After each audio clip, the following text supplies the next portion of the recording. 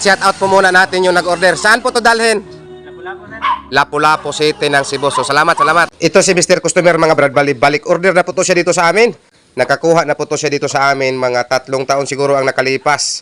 Nakakuha po to siya dito sa amin ng 2 MCBD15. Ito, dahil nang mamadalian po siya, wala po itong pintura ang una niyang nakuha dito sa amin.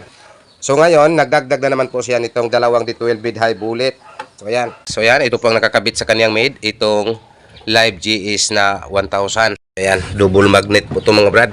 Ito po ang kanyang model, GS MID12 1000. So yan, double magnet. At ito po ang nakakabit sa kaniyang high, itong BCS 450 na Broadway po ang brand. Actually mga brad, ito si Mr. Customer, may pasobra po ito sana siyang bayad. Ito, 500 po to. Pero para sa amin, sobrang laki na po to. Kaya isauli po namin tong iba. Salamat.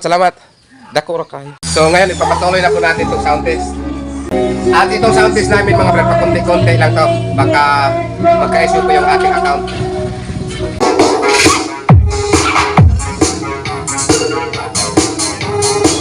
So what's up mga brad, so update ko lang rin yung nag-order nito, Mr. Jigir Sarsaba ng Argao, South Cebu. So item reveal po muna tayo. So ayan na po ang item para sa inyong order Mr. Customer.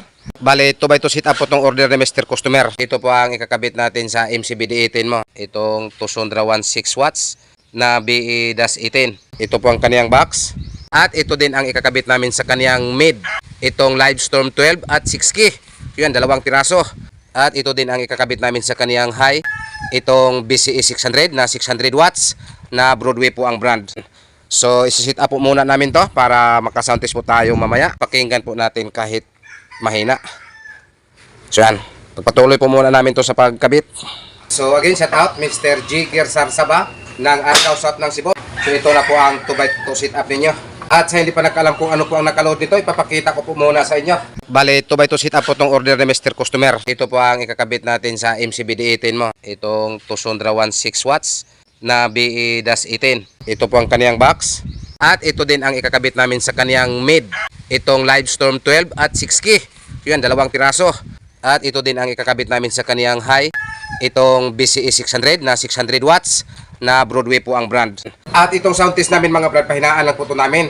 Dahil ito lang po ang GXCB namin na Kevlar ang gagamitin namin sa pag sound test nito.